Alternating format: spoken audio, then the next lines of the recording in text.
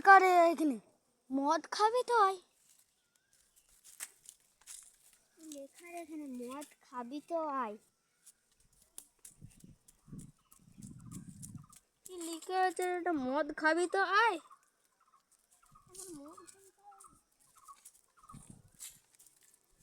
ওর কোথায় গেল? ডাকলে যাবে। হ্যাঁ ও তো চিঠি দিয়ে গেল। ঘর বাড়ি চ ঘর বাড়ি চ। এ তোরা কোথায় যাচ্ছিস রে? আমি এই দেখ। দে সবাই চাঁদা দে। কেন? কেন খাবো? আমি মদ খাবো না। আমার বিয়ের লোক দেখতে আসবে, আর মদ খেলে বিয়ে করবে না। তুই চাঁদা দে। আমার মা বলেছে মদ প্রত্যেকদিন মদ খেতে বারণ করেছে। প্রত্যেকদিন মদ খেতে বারণ করে, তাহলে তুই চাঁদা দে।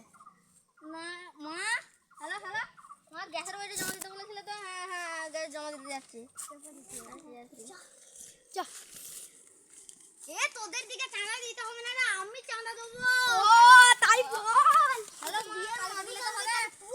হ্যালো মা, কালকে দিলে তো হবে। কিছুই হবে না। তোর মা প্রতিদিন খেতে বারণ করেছে, তাহলে তুই কেন খাবি? তোর তো গ্যাস বলেছি কালকে দিতে। কালকে তাহলে চাঁদা দে। চাঁদা যা, মদটা নিয়ে আয়। এই তো বোতল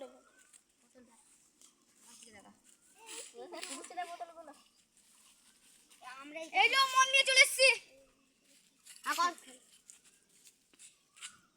জল চাই, নিচে নিচে জল ঢালতে হবে। কাট কাট কাট।